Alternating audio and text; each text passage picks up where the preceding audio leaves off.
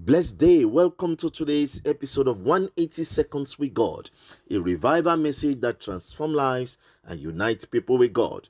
Our word chat for today is titled Honoring My Spouse, and our Bible references are taken from the book of 1 Peter chapter 3, verse 1 and 7. Likewise, ye wives, be in subjection to your own husbands, that, if any obey not the word, they also may without the word be won by the conversation of the wives. Verse 7. Likewise, ye husbands, dwell with them according to knowledge, giving honor unto the wife as unto the weaker vessel, and as being heirs together of the grace of life, that your prayers be not hindered. Other Bible references are Proverbs chapter 5, verse 15 to 20. Marriages are sacred partnerships that are to be honored way above any other relationship we have in this life, being second only to our relationship with God. Honoring our spouse is a positive action that pleases God. To honor our spouse is to hold with high respect, to confer distinction upon, and to show a courteous regard for our spouses. Honoring our spouse in practical terms means to recognize the worth of our spouse and decide to cherish them as a treasure they are. Honor instructs us to put our other half ahead of ourselves and others. The only seat higher than our spouse is God. Marriage is honorable, bed undefiled. Hebrews 13 verse number 4. Faithfulness to one another as spouses is the highest honor to God and our humanity. Please don't cheat on your spouse or share your soul through sex with other people. These are terrible acts of dishonor that can ruin your life and end your marriage. Extramarital affairs must never be encouraged. If you are guilty in this area, please ask God for forgiveness of sins and renew the covenant of love between you and your spouse.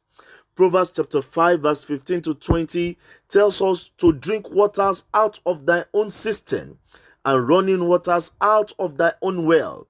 Be happy with the wife of thy youth and say capital no to strange men and women. No other person should see your nakedness apart from your spouse after you have married. Every marriage goes through several seasons and times. There are seasons of not enough and more than enough. Honoring our spouses must not be attached to material things. When there is nothing, please honor your spouse. Be contented with the available resources. If they are not enough, God can give you more. So please stop complaining. When you treat your spouse as a king or queen, you get royal attention. Honor in your words and in your actions. Appreciate your spouses openly. Don't pretend about it. Allow your spouse to express their feelings. Don't always shut down your spouse. Let your spouse also take the stage and shine too. God has given every one of us according to our several abilities. Don't kill your spouse's ministry or gifts. Encourage your spouse to use their giftings to glorify God, bearing in mind that God will ask the two of you on the last day what you did with the potentials that He gave to you. Ecclesiastes chapter 4 verse 9 to 12 tells us two are better than one. Honoring our spouses strengthens unity between couples. Many couples today, however, put their marriage on the back burner, and that is why so many divorces and separations happen in different places in the world today. This is not right. Not only divorce and separation grieve the heart of God, it also devastates the life of those affected by it and people that are looking up unto us.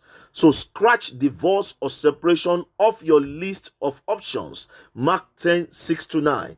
In conclusion, commit to pointing your longings, romantic affections, and sexual desires towards your spouse alone.